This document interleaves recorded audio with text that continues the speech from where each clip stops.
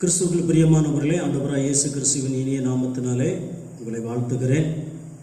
பிதாவாகிய தெய்வத்திற்கும் குமாரனாகிய தெய்வத்திற்கும் பரிசுத்த ஆவியாகிய தெய்வத்திற்கும் துதியும் கனமும் மகிமையும் எப்பொழுதும் இப்பொழுதும் சதா காலங்களிலும் உண்டாகட்டும். ஜெபிப்போம். கர்த்தர் நம்மோடு கூட இருக்கிறார். கர்த்தருடைய பலத்த கரம் நம்மோடு கூட இருந்திருக்கிறது.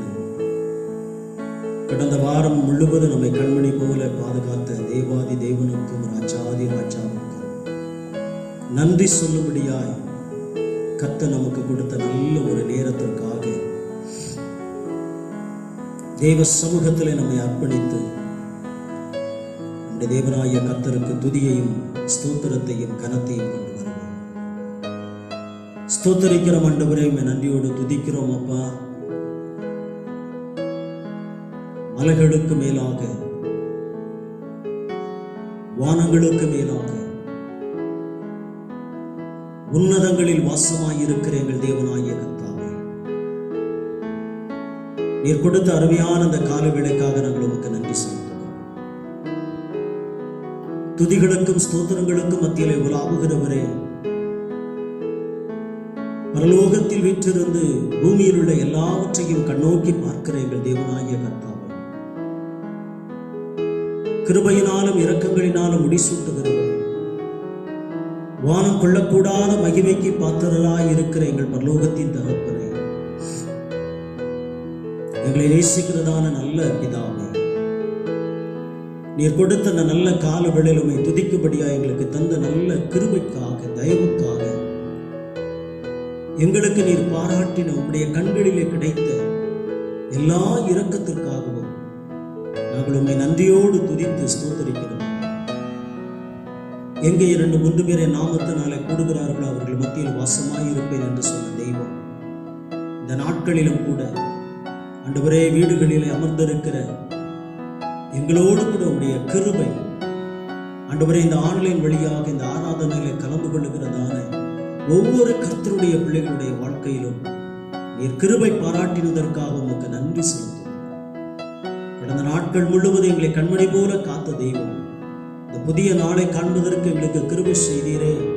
இந்த வாரத்தினுடைய முதலாம் நாளை காண்பதற்கு எங்களுக்கு இரக்கம் செய்த மகா தயவுக்காக உமக்கு நன்றி செலுத்தும். ஆண்டவரே, உம்முடைய கண்களிலே நோவாவுக்கு மாத்திரம் கிருபை கிடைக்கவில்லை, எங்களுக்கும் உம்முடைய கண்களிலே கிருபை கிடைத்ததற்காக உம்மை ஸ்தோத்திரிக்கிறோம்.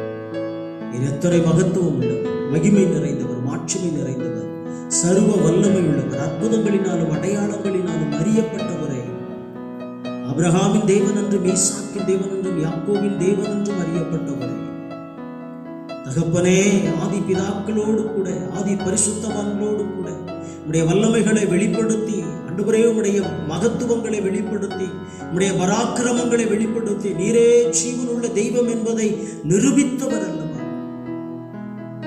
குமாரன் மூலமாய் எங்களுக்கு ரட்சிப்பை உண்டு பண்ணினவரே, எத்தனை பேர் உம்முடைய குமாரனுடைய வார்த்தையினாலே விடுதலை பெற்றுக் கொண்டார்களே. அவரே, பரிசுத்த ஆவியானவர் வல்லமையாய் இறங்கின பொழுது திருச்சபைகள் ஸ்தாபிக்கப்படுகிற நாட்களிலே உபத்திரவங்களின் வழியாக, பாடுகள் வழியாக, கண்ணீரின் வழியாக, துன்பங்களுக்கு ஊடாக கடந்து சென்றாலும் விசுவாசத்தை மறுதலிக்காமல் இருக்கிற ஒரு கூட்ட ஜனத்தை கர்த்தர் உமக்கென்று ஆதாயப்படுத்தின தெய்வமே, இன்றைக்கும் கூட ஆண்டவரே எத்தனையோ சூழ்நிலைகள் எங்களுக்கு எதிராக கடந்து வந்தாலும் உம்முடைய பிள்ளைகளாகிய நாங்கள் எங்கள் விசுவாசத்தை விட்டு விடாதபடி ஆண்டவரே எங்களை காத்துக் கொள்வதற்கு உம்முடைய ஆவியானவரை கொண்டு ஒத்தாசை பண்ணுகிற தெய்வமே, உமக்கு நன்றி செலுத்தும். எங்களுடைய சிரம் தாழ்த்தி உம்மை மகிமைப்படுத்தும், எங்கள் கரம் கூப்பி உம்மை வாழ்த்தி வணங்குகிறோம். ஆண்டவரே, எங்கள் ஆவி, ஆத்மா, சரீரம் முழுவதும் ஒருவருக்கே ஆராதனை செய்யும்படியாக, உம்முடைய சிந்தை மாத்திரம் எங்களுக்குள்ளாய் தங்கியிருக்கும்படியாக எங்களை தாழ்த்தி ஒப்புக் கொடுக்கிறோம். எங்களோடு கூட இருங்க, எங்களோடு கூட நீங்க இருப்பதற்காய் ஸ்தோத்திரம், பிரசனம் இருப்பதற்காய் ஸ்தோத்திரம். உடைய வல்லமை இருப்பதற்காய் ஸ்தோத்திரம். உடைய வரங்கள் இருப்பதற்காய் ஸ்தோத்திரம். உடைய அன்பு, உடைய இரக்கம், உடைய தயவு வார்த்தைகளை கேட்டுக்கொண்டிருக்கிற ஒவ்வொரு குடும்பத்தின் மேலும், ஒவ்வொரு பிள்ளைகள் மேலும் தங்கியிருப்பதற்காக நன்றி செலுத்தும். எல்லா மரண கட்டுகளில் இருந்து, மரண உபாதைகளில் இருந்து, ஆண்டவரே பலவீனங்களில் இருந்து எங்களுக்கு தந்த எல்லா விடுதலைக்காக உம்மை ஸ்தோத்திரிக்கிறோம். தொடர்ந்து உங்க நாம மாத்திரம் மகிமைப்படட்டும். ஒப்பற்ற தெய்வத்தினுடைய கரத்துல எங்களை தாழ்த்துகிறோம். உயரமும் உன்னதமான சிங்காசனத்தில் வீற்றிருக்கிற எங்கள் தேவனாய கர்த்தருடைய நாமத்தை பரிசுத்தர் பரிசுத்தர் பரிசுத்தர் என்று எப்பொழுதும் கேருபீன்களும் சேராபீன்களும் தேவதூதர்களும் கோடான கோடி தேவதூதர்களும் உம்மை துதித்துக் கொண்டிருக்கிறார்களே, அந்த துதிக்கு பாத்திரராகிய தெய்வத்தினுடைய சமூகத்துறை தாழ்த்தி நீ நல்லவர் என்றும் வல்லவர் என்றும் கிருபை உள்ளவர் என்றும் போதுமானவர் என்றும் புகலிடமானவர் என்றும் எங்களுக்கு ரட்சிப்பாகிய தெய்வம் என்றும் எங்களை நடத்துகிறவர் என்றும் அறிந்து நாங்கள் ஆராதிக்க மகிமைப்படுத்த தொடர்ந்து எங்களோடு புதிய கன மகிமை எல்லாம் உங்களுக்கு செலுத்தும். அந்த ஜெபத்தை எங்கள் அன்பு தெய்வம் ஆண்டவர் இயேசு கிறிஸ்துவின் மூலம் பரிசுத்த ஆவியானவரோட ஒத்தாசையில் என்று ஜெபிக்கிறோம் எங்கள் ஜீவனுள்ள நல்ல பிதாவே, ஆமென். அல்லேலூயா, அல்லேலூயா. கர்த்தருக்கு மகிமை உண்டாகட்டும். ஒரு பாடலை பாடி நாம் கர்த்தருடைய நாமத்தை மகிமைப்படுத்தி நாம் ஆண்டவருடைய வார்த்தைக்கு நேராக கடந்து செல்லலாம். கடந்த வாரத்திலே ஒருவரை ஒருவர் நாம் பார்க்க முடியாவிட்டாலும் இந்த இணையதளத்தின் மூலமாக உங்களை பார்ப்பதிலே நான் மகிழ்ச்சி அடைகிறேன். கடந்த வாரம் முழுவதும் கர்த்தர் நம்மை சுகமாய் நடத்தினார். எல்லா தீங்குக்கும் விலக்கி பாதுகாத்தார். எல்லா விதமான மரண கண்ணிகளுக்கும் நம்மளை விலக்கினார். அதற்காக ஆண்டவருக்கு நன்றி செலுத்துவோம். உங்கள் பக்கத்தில் இருக்கிறது உங்கள் மனைவியாக இருக்கலாம், அல்லது உங்கள் கணவராக இருக்கலாம், அல்லது உங்கள் பிள்ளைகளாக இருக்கலாம், அல்லது உங்கள் மருமக்கள்மாராக இருக்கலாம்.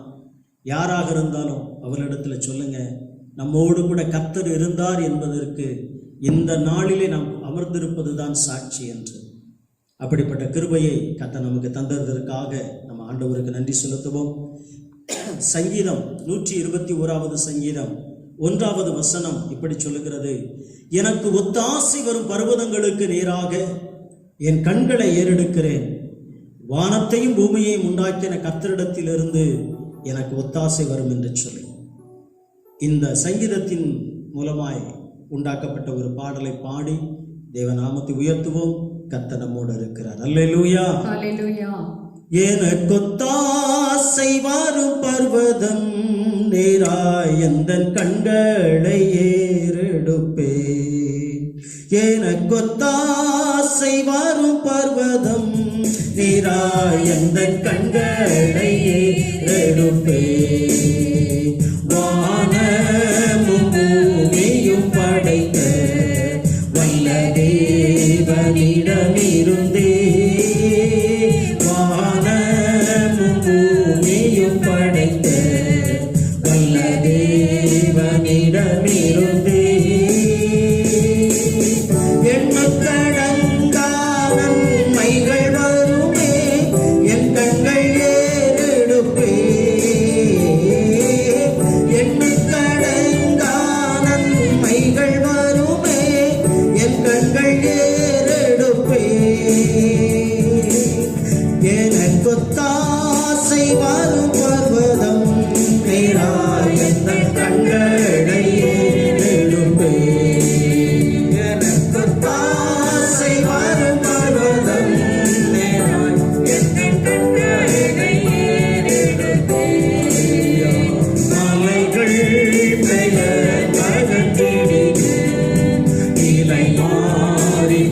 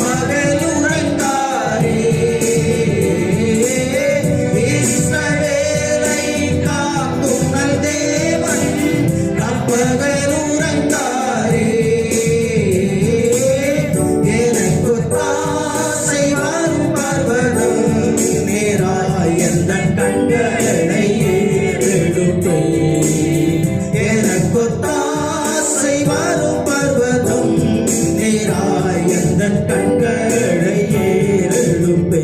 நம்முடைய வலப்பக்கத்தில் வழுவாமல் காப்பவர்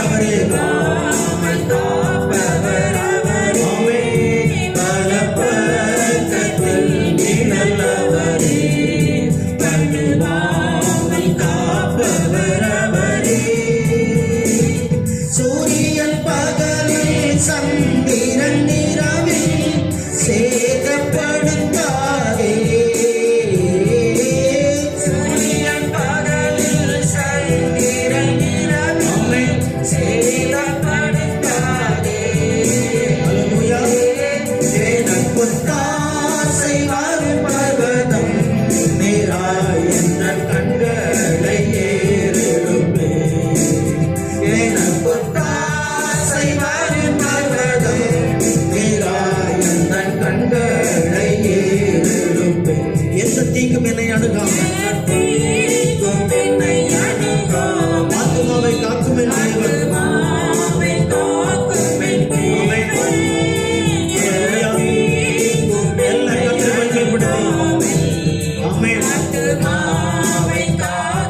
அவருடைய போக்குவரத்தையும் பத்திரமாக காப்பாரே இது மூடலாய். போக்கையும் பரத்தையும் பத்திரமாக காப்பாரே இது மூடலாய். எனக்குமே ஆசை வரும் பர்வதம் நேராய் என்ற கண்களை ஏறெடுப்பே. எல்லாரும் ஒரு விஷயம் சேர்ந்து பாடி ஆசை வரும் பர்வதம் கர்த்தர் நேராய் என்ற கண்களை ஹல்லேலூயா. இன்னும் ஒரு விஷயம் தேவனை உயர்த்தி என் காலை தள்ளாட ஓட்டார். நம்மை காக்கிற தேவன் உறங்கார். தேவன் உறங்கார்.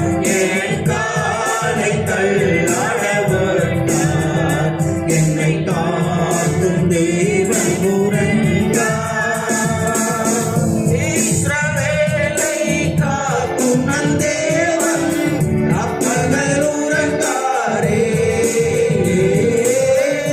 இஸ்ரவேலை காக்கும் நன் தேவன் அப்பகல் உறங்காரே.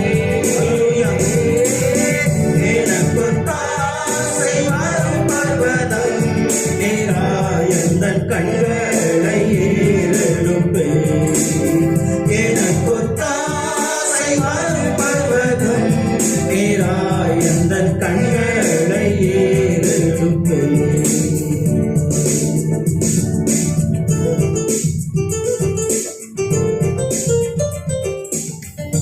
ஆமென். கர்த்தர் நல்ல தெய்வம், நம்மோடு கூட இருக்கிறார். தேவனாகிய கர்த்தர் கடந்த வாரம் முழுவதும் நம்மை சுகத்தோடும் பலத்தோடும் பத்திரமாக நம்மை பாதுகாத்திருக்கிறார் என்பதில் எந்த ஐயப்பாடும் இல்லை. நான் விசுவாசிக்கிறேன். நீங்கள் அத்தனை பேரும் சுகமாய் இருப்பீர்கள் என்று சொல்லி அந்த சுகத்தோடு கூட சுகத்தை கொடுத்த தெய்வத்திற்கு, பலத்தை கொடுத்த தெய்வத்திற்கு, நமக்கு நல்ல வாழ்வை கொடுத்த தெய்வத்திற்கு, ஆண்டவருக்கு நான் வாழ்நாளெல்லாம் நன்றி சொல்லுகிறவர்களாக இருப்போம். தேசத்தில் அநேக தளர்வுகள் அறிவிக்கப்பட்டு கொண்டிருந்தாலும் கவனமாய் இருக்க வேண்டியது நம்முடைய வேலை. நாம் கவனமாய் இருப்போம். கர்த்தர் நம்மோடு கூட இருக்கிறார். இந்த நாளுக்குரிய செய்தியினுடைய தலைப்பு எதை பேசுகிறோம் என்கிற ஒரு தலைப்பில் நாம் கர்த்தருடைய வார்த்தையை தியானிக்க போகிறோம். இந்த செய்தியினுடைய தலைப்புக்கு காரணம், இந்த நாட்களிலே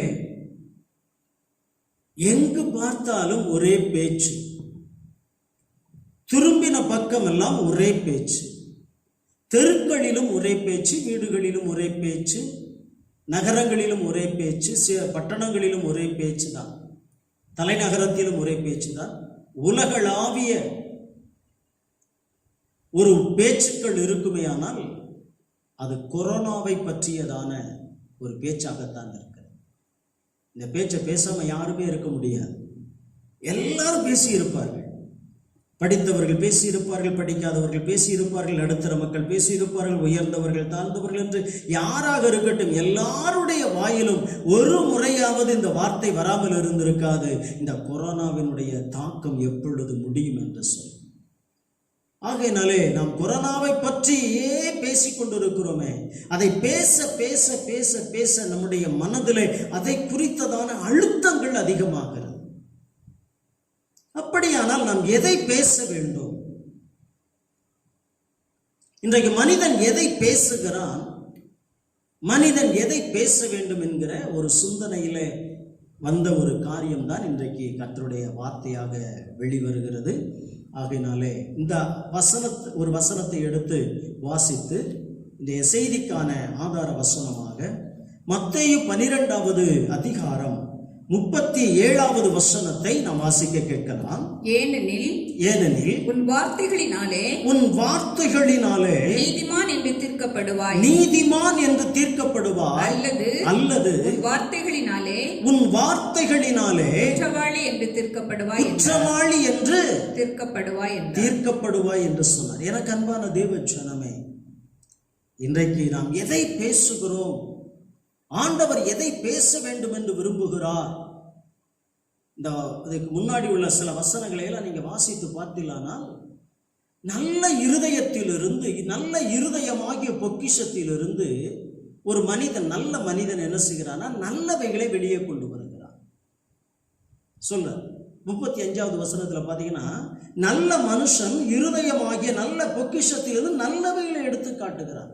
பொல்லாத மனுஷன் பொல்லாத பொக்கிஷத்திலிருந்து பொல்லாதவைகளை எடுத்து காட்டுகிறார். அடுத்து சொல்றாரு, மனுஷர் பேசுகிற இந்த வீணான வார்த்தைகள் யாவையும் குறித்து நியாய தீர்ப்பு நாளிலே கணக்கு ஒப்புவிப்பார்கள். இப்ப இன்றைக்கு நாம் பேசிக்கொண்டிருக்கிற வார்த்தைகள் எல்லாம் நமக்கு அது ஒருவேளை நம்முடைய சூழ்நிலையில் நிமித்தமாக அது சரி என்று தோன்றினாலும், இதை தாண்டி ஒரு வார்த்தைகளை நாம் பேச அழைக்கிறார் ஆண்டவர். அது என்ன வார்த்தை? அதான் சொல்லப்பட்டிருக்கிறது, உன் வார்த்தைகளினாலே நீ நீதிமான் என்றும் உன் வார்த்தைகளினாலே நீ குற்றவாளி என்றும் தீர்க்கப்படுவாய். நான் பேசுகிற எல்லா வார்த்தைகளுக்கும் நியாய தீர்ப்பு நாளிலே நாம் கணக்கு ஒப்புவிக்க வேண்டும் என்பதை மறந்துவிடக் கூடாது. இந்த வசனத்தின்படி இந்த பேச்சு என்கிற வார்த்தைக்குள்ளாக நாம் கடந்து போகலாம். நாம் எதை பேசிக் கொண்டிருக்கிறோம், எதை பேச வேண்டும்? நம்முடைய இருதயத்திலே தோன்றுகிற எண்ணங்கள் அது ஆவியின் மூலமாய் வார்த்தைகளாக வெளியே வருகிறது. இருதயத்தில் இருக்கிற, ஆத்துமாவிலே இருக்கிற அந்த எண்ணங்களில் உண்டாகக்கூடியதா அந்த எண்ணங்களை அப்படியே வார்த்தையாக வெளியே நாம் கொண்டு வருகிறோம். எனக்கு அன்பானவர்களே, இந்த வார்த்தைகள் எல்லாம் எப்படிப்பட்ட வார்த்தைகள், எங்கே இருந்து வருகிறது அப்படின்னா, முதலாக ஆதாமை ஆண்டவர் படைத்த பொழுது அவன் பேச்சு மூச்சு அற்றவனாக ஒரு மண் பொம்மையை போல அவன் தரையிலே படுத்திருக்கிறான். அவனுடைய நாசியிலே தேவன் தம்முடைய ஜீவ சுவாசத்தை ஊதினார். அப்பொழுது அவன் ஜீவ ஆத்துமாவாய் மாறினான். ஆண்டவரிடத்திலிருந்து பெற்றுக்கொண்ட, நன்றாய் கவனியுங்கள், ஆதாம் சரீரமாக படைக்கப்பட்டிருக்கிறான், சரீரத்தோடு கூட இருக்கிறான். ஆனால் அந்த சரீரத்திலே பேச்சும் இல்லை, மூச்சும் இல்லை. இந்த பேச்சையும் இந்த மூச்சையும் அவனுக்குள்ளாக கொண்டு வந்தது யார் என்று சொன்னால், அன்றைக்கு கர்த்தர் என்று வேதம் சொல்லுகிறது. தேவனானவர் தம்முடைய ஜீவ சுவாசத்தை அவனுக்குள்ளாக ஊதின பொழுது, அவனுக்குள்ளாக அனுப்பின பொழுது அவன் ஜீவ ஆத்துமாவாய் மாறினான். அப்பொழுதுதான் அவன் ஆத்துமாவையும் ஆவியையும் சரீரத்தையும் உடையவனாய் மாறினான். அப்பொழுதுதான் அவன் பேச ஆரம்பித்தான். அப்படியானால் இன்றைக்கு நாம் பேச மறந்து விட்டோமானால் நம்முடைய சரீரத்துக்கு வேறு பெயர், அது பிரயோஜனமற்ற ஒன்றாய் மாறி போயிடும். ஆனால் இந்த பேச்சும் இந்த மூச்சும் இந்த சரீரத்தில் இருக்கும் வரைக்கும் நாம் எதை பேசுகிறோம் ரொம்ப கவனமாக இருக்கும். எதை பற்றி பேசுகிறோம்? அப்ப எதை பற்றி பேசணும்? இதுதான் இன்றைக்குரிய செய்தியினுடைய சாராம்சம். இந்த உலகத்தில் முதலாக பேசியது யார் அப்படின்னா, தேவன் மனிதனிடத்தில் பேசினார், ஆதாமிடத்தில் பேசினார். இந்த பேச்சுக்களை நாம் ஒரு 5 தலைப்பாக பிரித்து பார்த்து தியானிக்கலாம். நேரம் இருந்தால் 5ஐயும் பார்ப்போம், இல்லை என்று சொன்னால் நீங்கள் வேதத்தை நீங்கள் ஆராய்ந்து பார்த்து கொள்ளுங்கள். தலைப்பை சொல்லிவிடுகிறேன். முதலாவது பேசியது யார்? இந்த தலைப்பில் நீங்கள் ஆராய்ந்து பாருங்கள். இரண்டாவது, யாரெல்லாம் பேசினார்கள்? பிதா பேசினார், குமாரன் பேசினார், பரிசுத்த ஆவியானவர் பேசினார், பிசாசு பேசினார், மனிதன் பேசினார். இந்த 5 பேரையும் நீங்க உங்க முன்னாடி கொண்டாந்து வைத்துக் கொள்ளுங்கள்.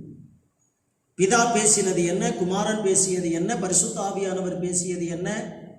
பிசாசு பேசினது என்ன? மனிதன் பேசியது என்ன? இன்றைக்கு மனிதன் பேசிக் கொண்டிருப்பது என்ன? இந்த ஒரு கண்ணோட்டத்தோடு நீங்கள் வேதத்தை ஆராய்ந்து பாருங்கள். இந்த ஒரு 40 நிமிடங்கள் அல்லது 50, 60 நிமிடங்கள் பேசுகிற வார்த்தைகள் எல்லாம் இதோடு முடித்து விட முடியாது.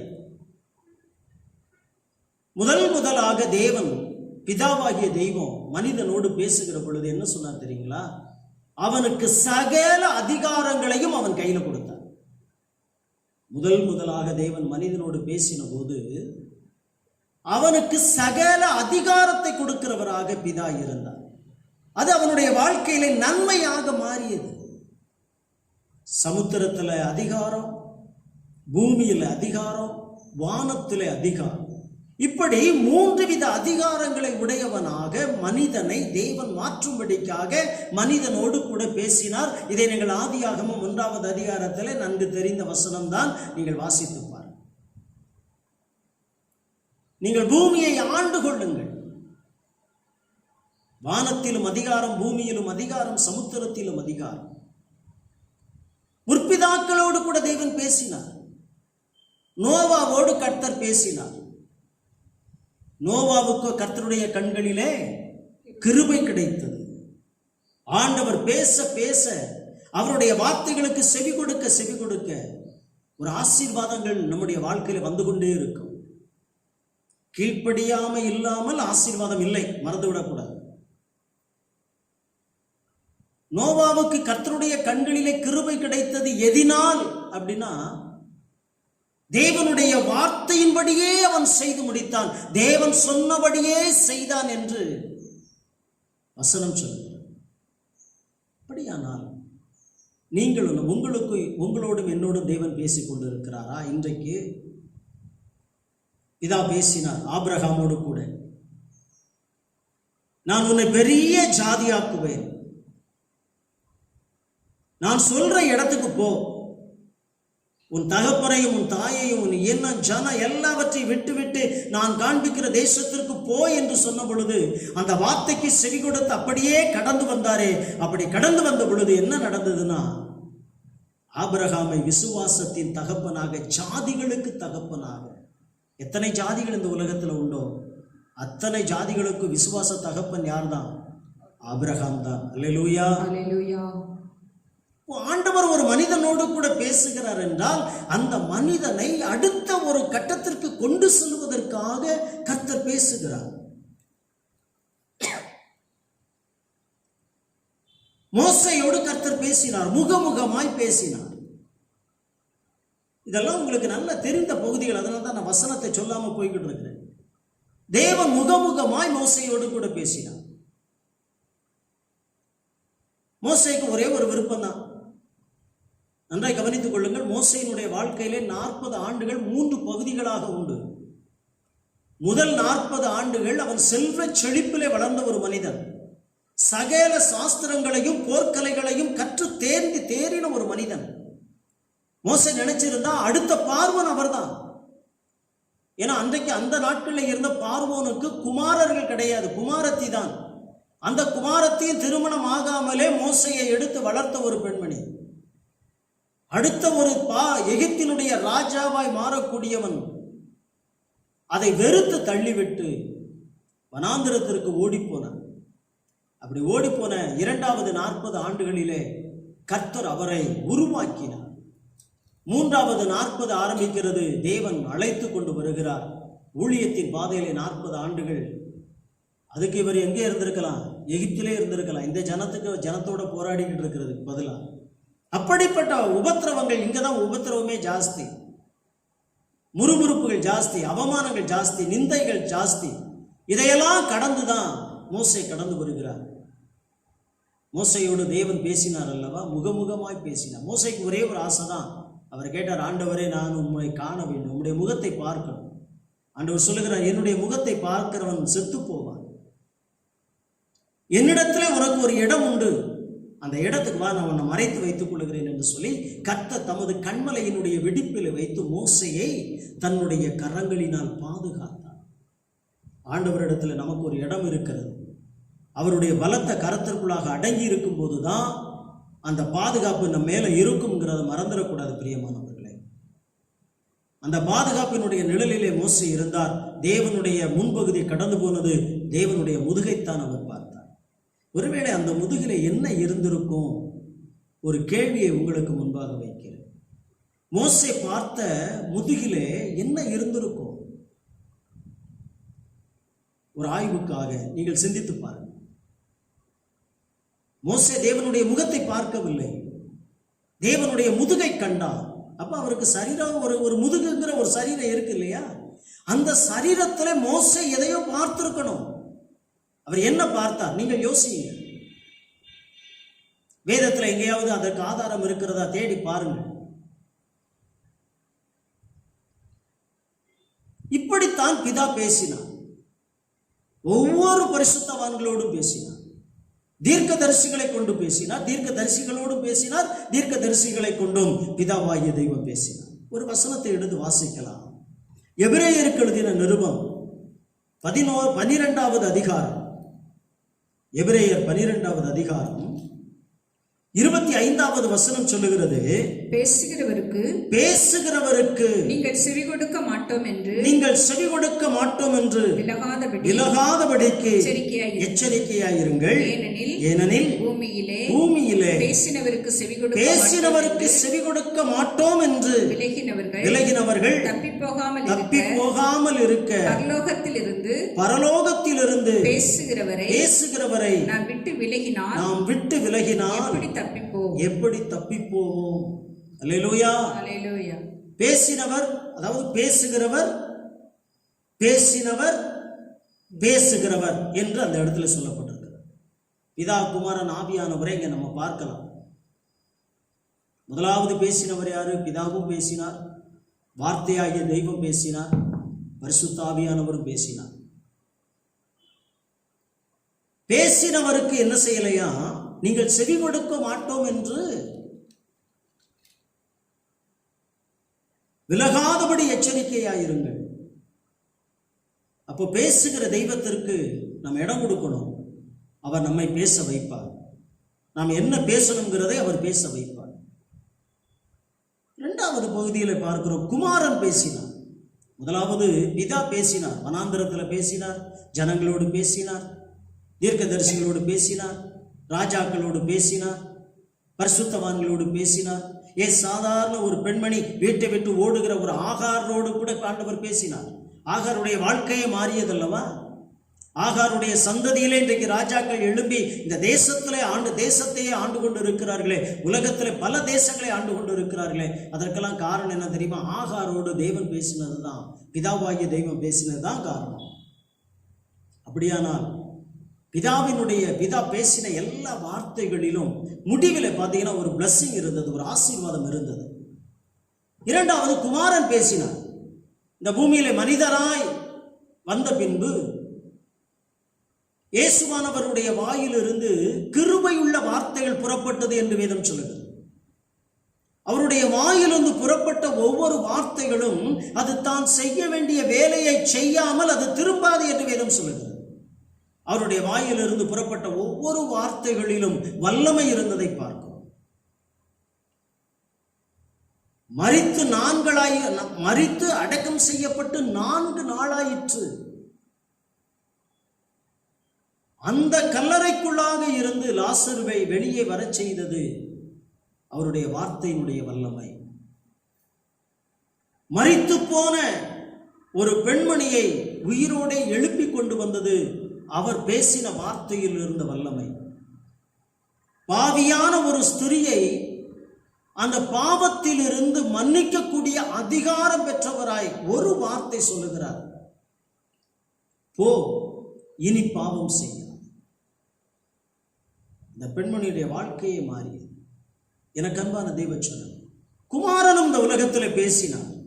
குமாரன் பேசின வார்த்தைகள் எல்லாம் எப்படிப்பட்ட வார்த்தைகள்னா, பிதாவை குறித்து பேசினார், பரலோக ராஜ்யத்தை குறித்து பேசினார், தன்னுடைய ஊழியத்தில் இருக்கக்கூடிய நாட்களிலே பிதாவினுடைய ஆளுகையை குறித்து பேசி இருக்கிறார், நடக்க போகிற சம்பவங்களை பற்றி பேசினார், தன்னுடைய மரணத்தை பற்றி பேசினார், அடக்கத்தை பற்றி பேசினார், உயிர்த்தெழுதலை பற்றி பேசினார், வரும் காரியங்களாக இருக்கிற 1000 வருட அரசாட்சியை குறித்து பேசினார், நியாய தீர்ப்பை குறித்து பேசினார், நியாய தீர்ப்புக்கு பின்பாக இருக்கக்கூடிய ஒரு வாழ்க்கையை குறித்தும் பேசினார். யோவான் 14வது அதிகாரத்தில் சொல்கிறார், நான் போய் உங்களுக்கு ஒரு ஸ்தலத்தை ஆயத்தப்படுத்த போகிறேன். ஒரு ஆயத்தப்படுத்தப்பட்டு இருக்கிற ஒரு ஸ்தலம் என்று இருக்கிறது. வெளிப்படுத்தும் விசேஷத்தில் பார்க்கிறோம், பரலோகத்திலிருந்து ஒரு நகரம் இறங்கி வர கண்டேன். தேவன் ஆயத்தப்படுத்தி வைத்திருக்கிறார். அப்ப ஆண்டவராகிய இயேசு கிறிஸ்து பேசின வார்த்தைகள் எல்லாம் பார்த்தீங்கன்னா பரலோக ராஜ்யத்தை குறித்ததான மறுமைக்குரிய அதிகமான வார்த்தைகளை ஆண்டவர் பேசியிருக்கிறார். அவர் பூமியிலிருந்து எடுத்துக்கொள்ளப்படுகிற போது யோவான் 16வது அதிகாரத்தில் பார்த்தீங்க அப்படின்னா, நான் போவேன், நான் போனதற்கு பின்பாக எனக்கு பதிலாக வேறொரு தேற்றரவாளன் உங்களுக்கு கொடுக்கப்படுவார். அவர் உங்களுக்கு நியாயத்தை குறித்தும், வாசிங்க இந்த வசனத்திற்கு வாசிங்க. யோவான் 16வது அதிகாரம் 7வது வசனம் 8வது வசனம். நான் உங்களுக்கு உண்மையை சொல்லுகிறேன், நான் உங்களுக்கு உண்மையை சொல்லுகிறேன், நான் போகிறது உங்களுக்கு பிரயோஜனமாக இருக்கும், உங்களுக்கு பிரயோஜனமாக இருக்கும். நான் போகாதிருந்தால் தேற்றரவாளன் உங்களிடத்தில் வரார். நான் போவேனே ஆகில் அவரை உங்களிடத்திற்கு அனுப்புவேன். அவர் வந்து பாவத்தை குறித்து, நன்றாய் கவனித்துக் கொள்ளுங்கள், பரிசுத்த ஆவியானவர் வந்து பாவத்தை குறித்தும் நீதியை குறித்தும் நியாய தீர்ப்பை குறித்தும் உலகத்தை கண்டித்து உணர்த்துவார். நன்றாய் கவனிக்கணும். இந்த உலகத்தில் பரிசுத்த ஆவியானவர் பேச போகிறார். அவர் பேசுவது வித்தியாசமாக இருக்கும். மாம்சத்தின்படியான ஒரு வார்த்தைகளாக அது வெளியே வராது.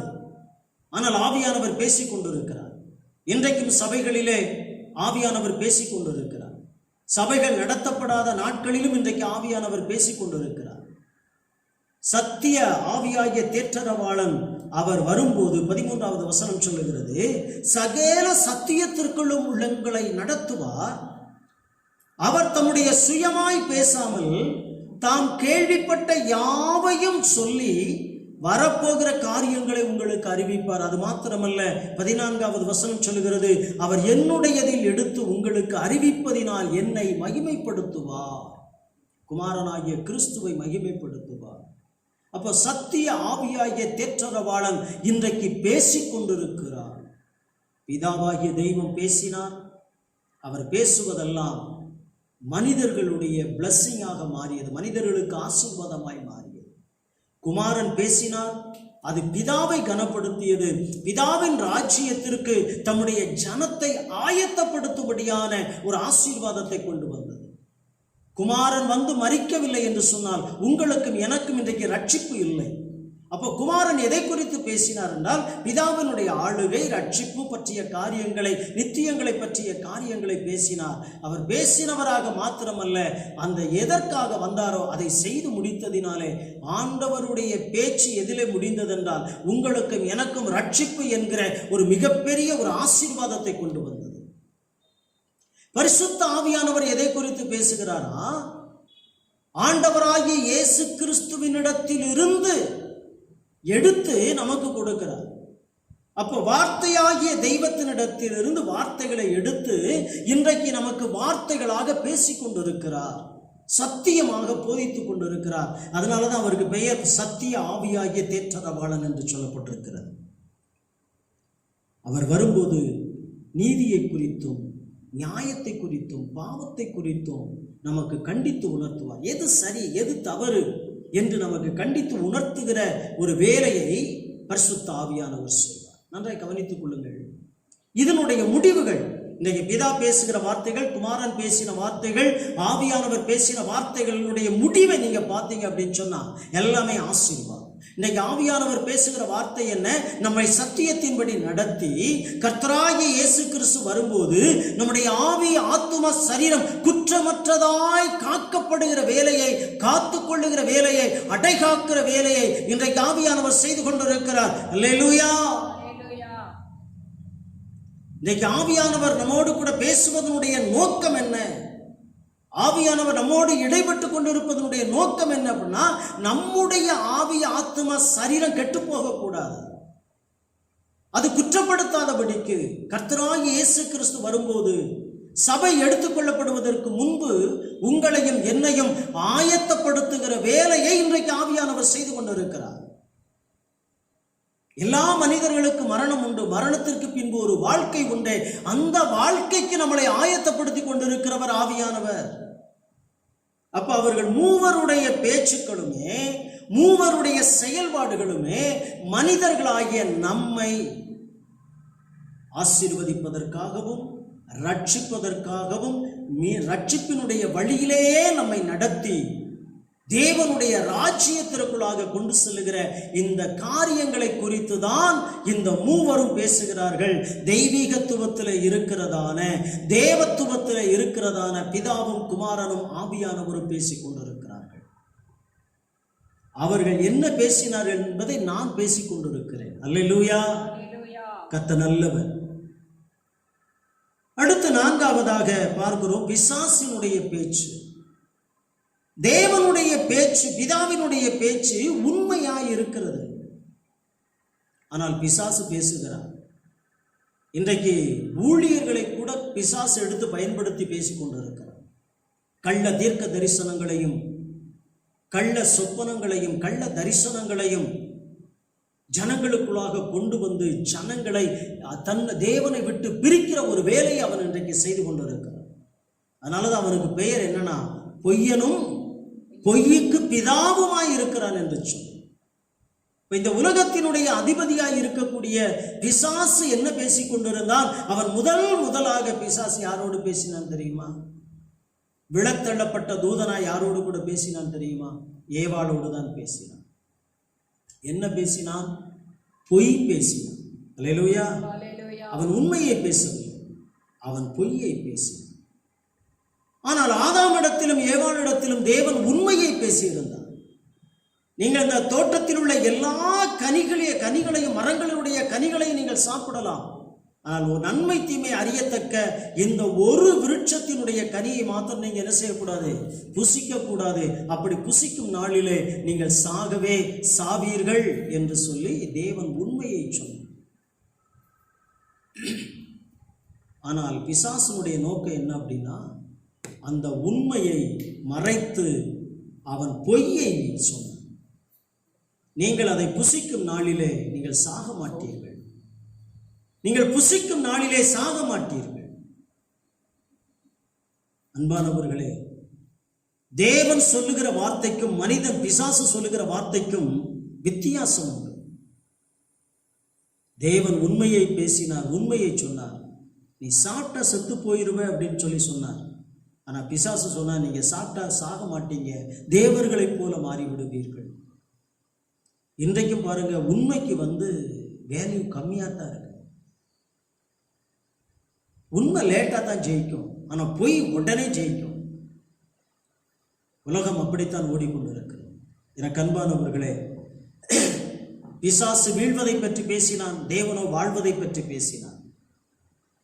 தேவன் பேசின வார்த்தைக்கு அந்த ஆதாமும் ஏவாளும் செவி கொடுத்திருந்தால், அந்த விருட்சத்தின் கனியை, நன்மை தீமை அறியத்தக்க விருட்சத்தின் கனியை அவர்கள் புசிக்காது இருந்திருந்தால், அவர்கள் தேவனோடு நித்தியமாக வாழ்ந்திருப்பார்கள். தேவன் அவர்களுக்கு என்ன செஞ்சிருப்பார் தெரியுமா?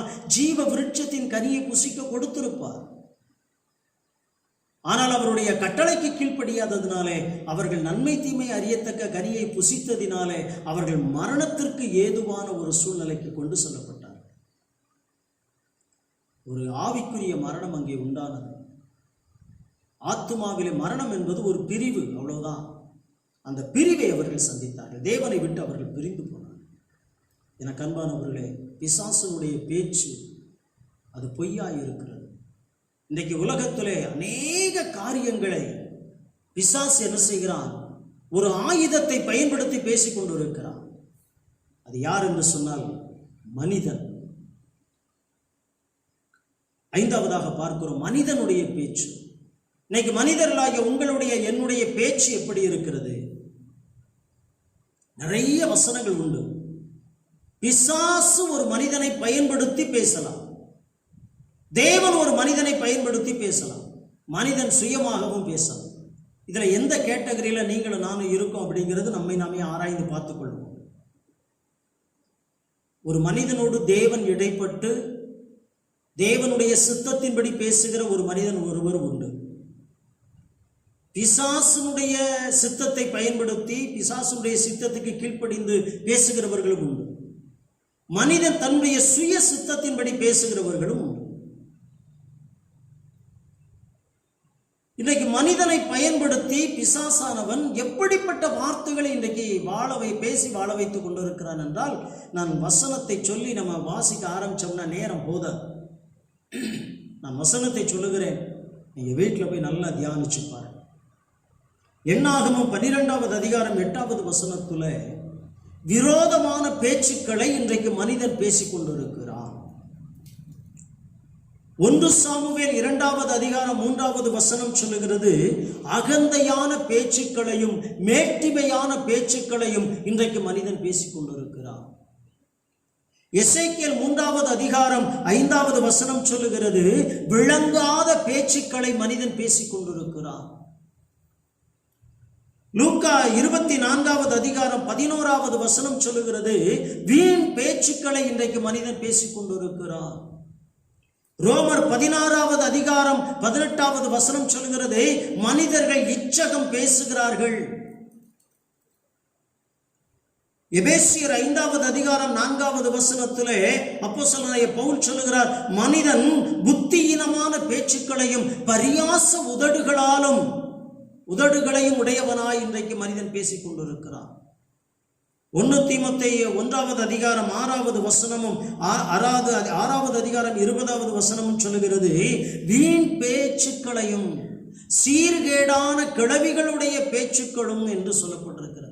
வீணான பேச்சுக்கள், எதை பேசுறோமோ அதையெல்லாம் விட்டுட்டோம். இன்னைக்கு மனிதன் வீணானவைகளை பேசிக் கொண்டிருக்கிறார். யாக்கோபு 3வது அதிகாரம் 5வது வசனம் சொல்லுகிறது, நாவானது அவயவங்களில் சிறியவையாய் இருக்கிறது, ஆனால் அது பெருமையானவைகளை பற்றி பேசுகிறது. பெருமையானவைகளை பற்றி பேசுகிறதான ஒரு நாவு நம்முடைய சரீரமாய் இருக்கிறது.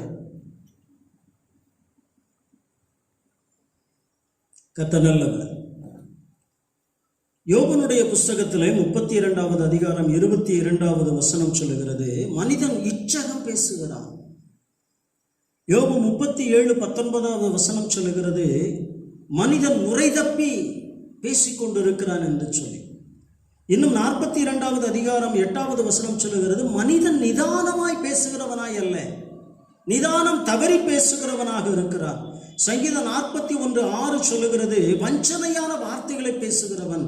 73:8வது அதிகாரத்தில் 73:8வது வசனம் சொல்லுகிறது, இருமாப்பாய் பேசுகிற மனிதன் இருமாப்பாய் பேசுகிறான்.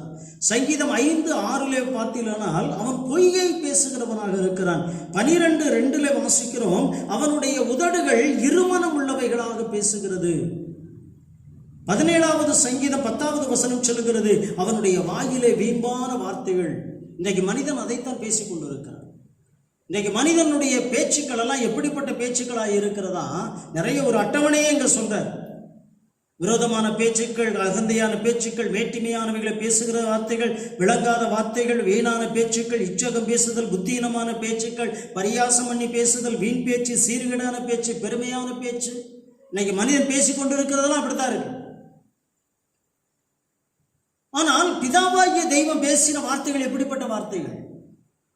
பிதாவினுடைய வாயிலிருந்து பிறந்த வார்த்தைகள் எல்லாம் அது ஒரு மனிதனுக்குள்ளாக ஒரு ஆசீர்வாதத்தை கொண்டு வந்தது. குமாரன் பேசின வார்த்தைகள் எல்லாம் ஒரு மனிதனுக்குள்ளாய் ரட்சிப்பை கொண்டு வந்தது.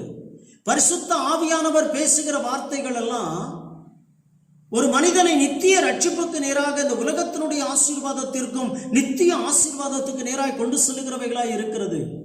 அப்ப தேவனிடத்திலிருந்து பேச்சையும் மூச்சையும் வாங்கின மனிதர்கள் இன்றைக்கு எதை பேசிக் கொண்டிருக்கிறோம்? பொய்யனும் பொய்யுக்கு பிதாவுமாய் இருக்கக்கூடிய பிசாசானவனுடைய வாயின் வார்த்தைகள், அவனுடைய வார்த்தைகள் இன்றைக்கு மனிதனுடைய சிந்தையிலே வைக்கப்பட்டிருக்கிறது. அதுதான் இன்றைக்கு மேலோங்கி பேசுகிறது.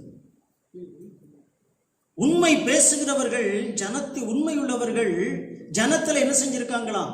குறைவுபட்டவர்களாய் இருக்கிறார்கள். உண்மையுள்ளவர்கள் குறைந்து போயிருக்கிறார்கள். தேவனை தேடுகிறவன் ஒருவன் உண்டோ என்று சொல்லி பார்க்கும்படி தேவன் மனுபுத்திரனை கண்ணோக்கி பார்க்கிறார், ஒருவனும் இல்லை என்று வேதம் சொல்லுகிறார். எனக்கு அன்பான தேவச்சனம், அப்ப மனிதனுடைய பேச்சுக்கள் எல்லாம் வித்தியாசமாய் இரு பங்காக இருக்கிறது. இன்னைக்கு எதை பேசுகிறோம்? இன்னைக்கு எதை பேசிக் கொண்டிருக்கிறோம்? மனிதர்களாகிய நாம் எதை பேசுகிறோம்? அப்படியானால் கர்த்தர் நம்மிடத்தில் எதிர்பார்ப்பது என்ன? தேவன் நம்மிடத்தில் என்ன எதிர்பார்க்கிறார் என்பதை பற்றி அப்ப நம்ம இன்னைக்கு என்ன பேசணும்? வீணான காரியங்களை பேசிக்கொண்டு இருக்கிறோமே, இதையெல்லாம் விட்டுட்டு நம்ம என்ன பேசணும் அப்படின்னா ஒரு 3 காரியங்களை சொல்லுகிறேன். இதைத்தான் இன்னைக்கு நம்ம பேச போறோம். இதை எப்படி பேசுவது? முதலாவது ஒரு காரியத்தை சொல்லுகிறேன். கன்மலையை பார்த்து பேசு என்று சொல்லி மோசேயின் இடத்திலே கர்த்தர் சொன்னார். அவர் கன்மலையை பார்த்து பேசினார். அதிலிருந்து தண்ணீர் வந்தது. ஜனங்கள் அவைகளை குடித்தார்கள், தாகம் தீர்த்தார்கள். என்னாகும் 20வது அதிகாரம் 8வது வசனம் இந்த சம்பவத்தை சொல்லுகிறது. குறித்துக் கொள்ளுங்கள். கன்மலையை பார்த்து பேசு. இன்னைக்கு அந்த கன்மலை யாரு? 1 கொரிந்தியர் 10வது அதிகாரம் 4வது வசனம் சொல்லுகிறது, ஞான கன்மலையினுடைய தண்ணீரை குடித்தார்கள். ஞான கன்மலையின் தண்ணீரை குடித்தார்களே, அந்த ஞான கன்மலை யார் என்று சொன்னால் கிறிஸ்துதான் அந்த கன்மலை. அப்ப இன்றைக்கு நாம் பேச வேண்டியது யாரை பார்த்து பேசணுமா? கன்மலையாகிய கிறிஸ்துவை பார்த்து பேசணும். இன்னைக்கு கன்மலையை பார்த்து பேச சொன்னா நிறைய மலைகள் இன்றைக்கு நிறைய பிரபலமாகிட்டே வருது. இமயமலை எப்படி பிரபலமான ஒரு மலையோ அதே போல பல மலைகள் இன்றைக்கு ரொம்ப பிரபலியம். இந்தியாவில் மலைகளுக்கு பஞ்சமே இல்லை. குன்று இருக்கும் இடமெல்லாம் என்று சொல்லி போட்டு என்ன செஞ்சிட்டாங்க? எல்லா மலைகளையும் குன்றுகளையும் பேச வச்சுட்டாங்க. அதே போல இன்றைக்கு கிறிஸ்தவத்திலும் மலைகள் உருவாக ஆரம்பிச்சிட்டு, அந்த மலைகளை பார்த்து ஆண்டவர் பேச சொல்லலை. கன்மலையாகிய கிறிஸ்துவை பார்த்து பேசு. நீ மனிதனை பார்த்து இன்னைக்கு பேசிக்கிட்டு இருக்கிறோம். மனிதனை பார்த்து அவனுடைய சூழ்நிலைகளை பற்றி பேசிக் கொண்டிருக்கிறோம். மனிதனுடைய காரியங்களை குறித்து பேசிக் கொண்டிருக்கிறோம். மனிதன் எப்படிப்பட்டவன், நான் எப்படிப்பட்டவன், நீங்க எப்படிப்பட்டவர்கள் என்று சொல்லி பேசிக்கிட்டு இருக்கிறோமே, அதை தேவன் விரும்பல. எதை விரும்புகிறார் என்று சொன்னால் கன்மலையாகிய கிறிஸ்துவை பார்த்து பேசுங்க. என்னை நோக்கி பாருங்கள், அப்பொழுது பிழைப்பீர்கள் என்று வேதம் சொல்லுகிறது. அவர்கள் அவரை நோக்கி பார்த்தார்கள், அவருடைய முகங்கள் வெட்கப்பட்டு போகவில்லை. தேவன் அவருடைய முகங்களை பிரகாசிக்க செய்தார். இன்னைக்கு யாரை பார்த்து பேசணும்? அவங்கள பார்த்து நம்ம பேசணும். பேச வேண்டிய நேரத்தில் பேசல அப்படின்னு சொன்னா அடுத்து வாய்ப்பே கிடைக்காது. சிலுவையிலே மரித்துக் கொண்டிருந்த கல்வனை குறித்து நமக்கு நல்லாய் தெரியும். அவன் கன்மலையாகிய கிறிஸ்துவை பார்த்து பேசினான். ஆண்டவரே, உம்முடைய ராஜ்யத்தில் வரும்போது அடியேனை நினைத்துக் கொள்ளும். அந்த வார்த்தைக்கு ஆண்டவர் செவி கொடுத்தார். அன்றைக்கே அவரோடு கூட அவனும் இருந்தான் என்று வேதம் சொல்லுகிறது. கன்மலையை பார்த்து பேசினவர்கள் யார் யார்? புதிய ஏற்பாடு முழுக்க இருக்கு, நிறைய ஆதாரங்கள் உண்டு. 2 பார்வையற்ற மனிதர்கள் பார்க்காமலே கிறிஸ்துவை பார்த்து பேசினார்கள். ஆண்டவரே, எங்களுக்கு இறங்கும். அவ்வளவுதான். கர்த்தர் இறங்கினார், உதவி செய்தார். ஒரு ஏழை விதவை, ஆண்டவரே, என் மகன் மரித்து போனான். ஆண்டவரிடத்தில் கன்மலையாக கிறிஸ்துவனிடத்தில் வந்து பேசினார்கள். அவ்வளவுதான், சுகம். 100க்கு அதிபதி, ஐயா, நீர் என்னுடைய வீட்டிற்கு வருவதற்கு நான் பாத்திரவான் அல்ல. ஒரு வார்த்தை மாத்திரம் சொன்னா போதும், என் வேலைக்காரன் பிழைத்துக் கொள்ளுவான். கண்மலையாகிய கிறிஸ்துவை பார்த்த அந்த 100க்கு அதிபதி பேசினான். அவருடைய வேலைக்காரனுக்கு மட்டும் விடுதலை அல்ல, அதை பார்த்த அத்தனை பேருக்கு விடுதலை. கண்மலையை பார்த்து, கண்மலையாகிய கிறிஸ்துவை பார்த்து பேசுகிற, அவரோடு கூட பேசுகிற அனுபவம் இன்னைக்கு நமக்கு வேணும். மனிதர்களோடு ரொம்ப நேரம் பேசிக்கிட்டு இருக்கிறோம், மணிக்கணக்காக பேசுறோம். உட்கார்ந்தாச்சு அப்படின்னா பேசுற நேரம் போகாது. டிவியில் உட்கார்ந்தோம் அப்படின்னு சொன்னா எத்தனை மணி நேரம் போனாலும் நமக்கு நேரம் தெரியாது. ஆனால் ஆண்டவரோடு கூட பேசுறோமா? ஆண்டவரோடு கூட பேசுவதற்கு நாம் எத்தனை பேர் ஆயத்தமாக இருக்கிறோம்? நம்ம பேச வேண்டியதில் இந்த காலங்கள் கடைசி காலங்கள். ஒரு பக்தன் அழகாய் பாடி வைத்திருக்கிறார், ஆண்டவரே நீ சொன்ன வார்த்தைகள் எல்லாம் அப்படியே நிறைவேறுகிறதே, அது தவறாமல் நடைபெறுகிறதே. நீ உலக அழிவுக்கு நேராய் போகிறது, மறந்து விடாது. இந்த உலகத்தில் நம்மளுடைய உயிர்களுக்கு எந்த விதமான உத்தரவாதமும் இல்லை. ஆனால் வாழ்கிற காலங்கள் கொஞ்சமோ நெஞ்சமோ கர்த்தரோடு கூட வாழ்ந்து கடந்து போயிடணும். நம்முடைய ஆவி ஆத்மா சரீரத்தை பாதுகாத்துக்கிறணும். கர்த்தர் நல்ல தெய்வம். கண்மலையாகிய கிறிஸ்துவை பார்த்து பேசு. புதிய ஏற்பாட்டில் 4 சுவிசேஷங்களிலும் ஆண்டவராகிய இயேசு கிறிஸ்துவை பார்த்து பேசினவர்கள் எல்லாம் சுகத்தை பெற்றுக்கொண்டார்கள், விடுதலையை பெற்றுக்கொண்டார்கள், ஆரோக்கியங்களை பெற்றுக்கொண்டார்கள், ஆசீர்வாதங்களை பெற்றுக்கொண்டார்கள். 2வது பார்த்தீங்கன்னா, கண்மலையை பற்றி பேசு. கண்மலையாகிய கிறிஸ்துவை பற்றி மட்டும் பேசு. ஊர்க்கதை உலக கதை எல்லாம் கொஞ்சம் கொஞ்சமா நம்ம எல்லாம் மறக்கணும். பிறப்பின் வர்த்தமானங்களை குறித்து பேசுவதெல்லாம் நிறுத்தணும். ஊர் பெருமை, உலக பெருமைகளை குறித்து பேசுவதெல்லாம் நிறுத்தணும். வாழும் காலங்கள் கொஞ்சமாக இருக்குமேயானால் அந்த கொஞ்ச காலங்களை கிறிஸ்துவை பற்றி பேசி, கிறிஸ்துவை பற்றி பேசி அவருடைய நாமத்தை மகிமைப்படுத்தி கடந்து போகணும். இயேசுவானவர் இந்த பூமியிலே வாழ்ந்த காலங்கள் மிக குறைந்த காலங்கள் தான். அதில் ஊழியம் செய்த காலங்கள் 3.25 வருடங்கள் தான். அந்த 3.25 வருடங்களுக்குள்ளாக அவர் யாரை குறித்து பேசினார்? பிதாவை குறித்து பேசினார், பரலோக ராஜ்யத்தை குறித்து பேசினார், ரட்சிப்பை குறித்து பேசினார், நித்தியத்தை குறித்து பேசினார், நியாயத்தை குறித்து பேசினார், நியாய தீர்ப்பை குறித்து பேசினார், மரணத்தை குறித்து, அடக்கத்தை குறித்து, உயிர்த்தெழுதலை குறித்து பேசினார், மறுமைக்குரிய வாழ்வை குறித்து பேசினார், புதிய எருசலேமை குறித்து பேசி இருக்கிறார், 1000 வருட அரசாட்சியை குறித்து பேசினார், நித்திய வாழ்வை குறித்து பேசி இருக்கிறார். எனக்கு அன்பான தேவ ஜனமே, இயேசு என்ன பேசினார் பூமியில் இருக்கும்போது? இன்னைக்கு நமக்கு 70-80 ஆண்டுகளை கர்த்தர் கிருபையாய் கொடுத்திருக்கிறாரே. 33 வருஷம் ஊழிய வாழ்க்கையில 3 வருடங்கள் தான் ஊழிய வாழ்க்கை, 33 வருட உலக வாழ்க்கையில அவர் பேசினதெல்லாம் கர்த்தரை குறித்து தான், தேவனுடைய ராஜ்யத்தை குறித்து பேசினார். இன்னைக்கு நமக்கு 70 ஆண்டுகளை கர்த்தர் கிருபையாய், 80 ஆண்டுகளை கர்த்தர் கிருபையாய் கொடுத்திருக்கிறார்னா இதுல கர்த்தரை குறித்து நம்ம எவ்வளவு பேசணும் யோசித்து பாருங்க. கிறிஸ்துவை பற்றி பேசுவதற்கு என்ன இருக்கிறது? ஒருவேளை ஒரு கேள்வி எழும்பலாம், ஆண்டவரை குறித்து என்ன பேசுவதுனா ஆண்டவருடைய அன்பை குறித்து பேசுங்க, ஆண்டவருடைய அர்ப்பணிப்பை குறித்து பேசுங்க, ஆண்டவர் உங்களுக்காக செய்த தியாகங்களை பேசுங்க. இயேசுவானவர் உங்களுக்காக மரித்தாரே, உங்களுக்காக அடக்கம் செய்யப்பட்டாரே, நமக்காக அடக்கம் செய்யப்பட்டு 3ஆம் நாளை உயிரோடு கூட எழுந்தாரே, இயேசுவினுடைய மரணத்தை குறித்தும் அடக்கத்தை குறித்தும் உயிர்த்தெழுதலை குறித்து பேசுங்க. சிலுவை மரணத்தின் மூலமாய் நமக்கு சம்பாதித்த ரட்சிப்பை குறித்து பேசுங்க.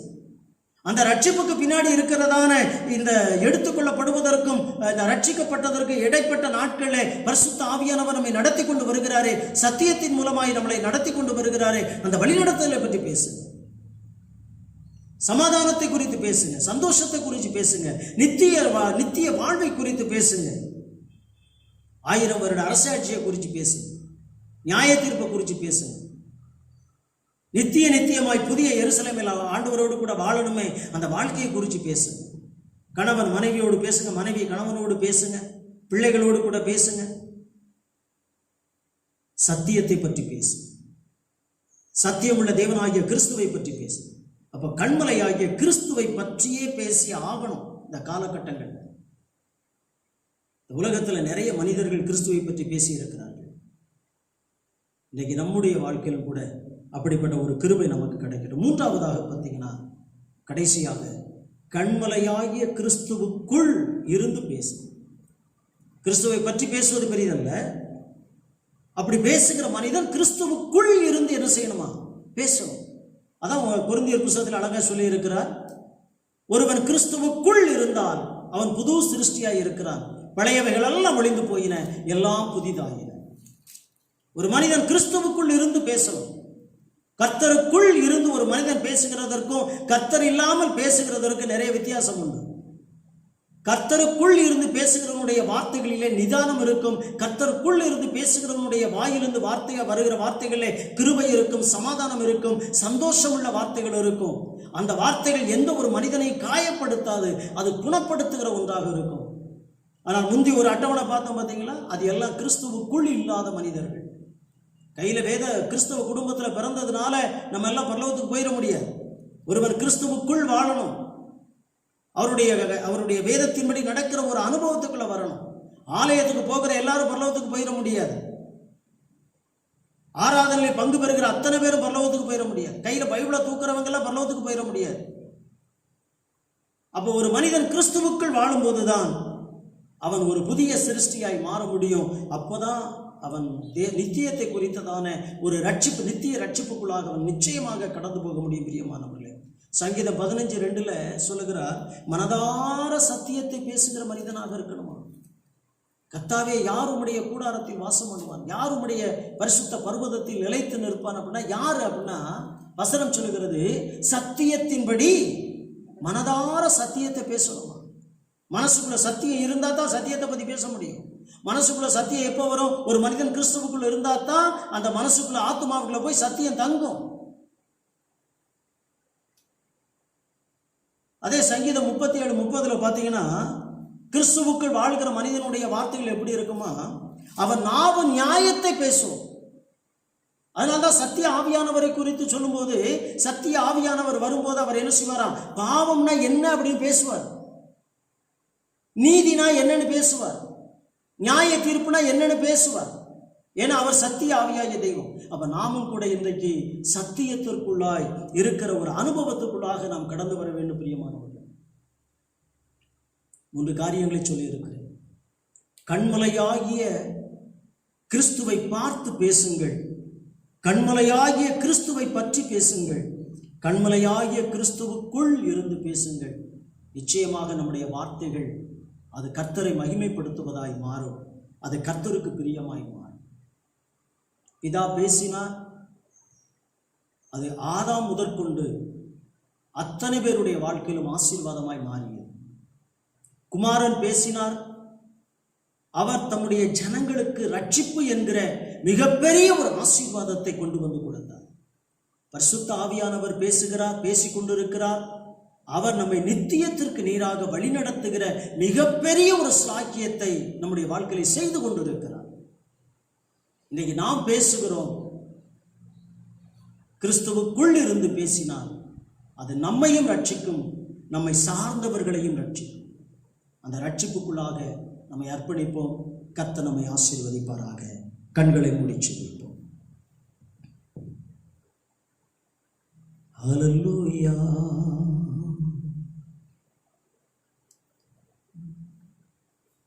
நன்றி இயேசுவே,